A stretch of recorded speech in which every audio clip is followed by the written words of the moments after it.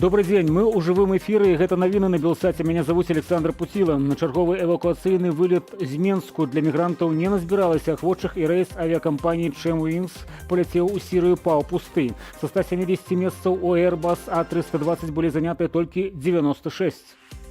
Згодна раскладу Менскага нацыянальнага аэрапорту, рэпатрыяцыйны рэйс у Сірыю вылецеў з Менску ў Дамаск са спазненнем на 5 гадзінаў. Другі на сёння эвакуацыйны рэйс, што меўся вывезці мігрантаў у Ірак, скасаваны. Нашай канчатковай мэтай было дабрацца да Еўропы, але, на жаль, гэта не спрацавала. Гэта стала жахлівым сном для нас. Мы спрабавалі дабрацца да пунктаў пераходу з праваднікамі-кантрабандыстамі, але беларускія сілавікі лавілі нас і збівалі. Учора яны прымусова дэпартавалі нас праз Менскі аэрапорт. Мы спалі там одну ноч. І вось сёння яны дэпартавалі нас у Эрбіль. Напярэдадні эвакуацыйным рэйсам з Менску ў Эрбіль прыляцелі 419 асобаў. Усяго вывазнымі рэйсамі на радзіму вярнуліся каля 3200 мігрантаў. На тэрыторыі Беларусі застаюцца каля 7000 мігрантаў. Наш корэспандэнт Сергей Падсасоны працягвае працаваць для вас з Іраку. З дапамогай мясцовых жыхароў ён знайшоў месца, адкуль людзі масава едуць у Беларусь у спадзеве трапіць у краіну сваёй мары Нямецчыну. Такім чынам, іракская мясціна на поўначы краіны. Лагер для уцекачоў Дарашакран на поўначы Іраку. Тут на дадзены момант знаходзіцца каля 12 000 чалавек. Гэта сірыйцы, уцекачы ад збройных канфліктаў. Сам лагер паўстаў у 2013 годзе.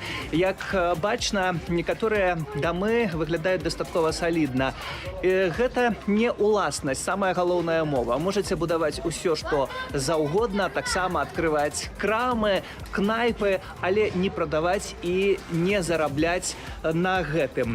Многія з гэтых людзей менавіта адсюль таксама адважыліся на паездку ў Еўропу праз Беларусь. Гучыць Нямецчына, таму што менавіта там у многіх жывуць блізкія. Сергей Падсасоны, Белсат, Дарашакран, Ірак.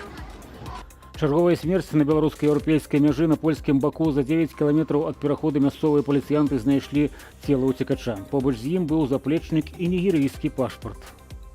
За апошнія сотні польскія памежнікі зафіксавалі 51 спробу нелегальна перайсці мяжу з беларускага боку.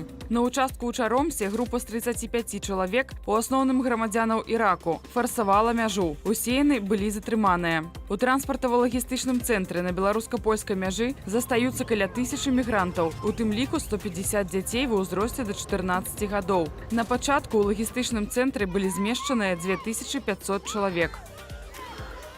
Праз цяжкія ўмовы надвор'я ў Новаполацку закрылі рух праз пантонны мост на заходняй Дзвіне. Усё б нічога, але гэты мост адзіная магчымасць пераправіцца на іншы бераг ракі.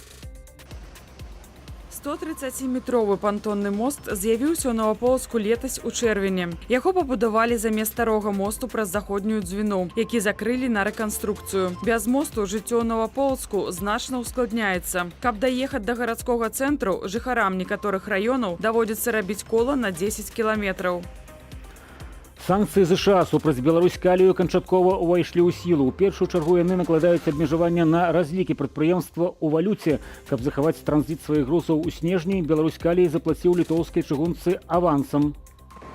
Грузы Беларусь-Калію ў літоўскі порт Клайпеды дастаўляе кампанія ЛТГ «Каргоў». Дзякуючы авансаваму плацяжу ў снежні праз літоўскую чыгунку маюць транспартаваць 1 мільён тонаў угнаенняў. Гэта прыкладна 6-9 саставаў за сотні. Па-за санкцыямі застаецца кантракт літоўскай чыгункі з Беларусь-Каліем на транзіт угнаенняў да 2023 года, а таксама з беларускай калійнай кампаніяй да красавіка 2022 года. Нязважаючы на абмежаванні, саставы з беларускімі грузамі будуць ісці ў Клайпеду прынамсі да канца года.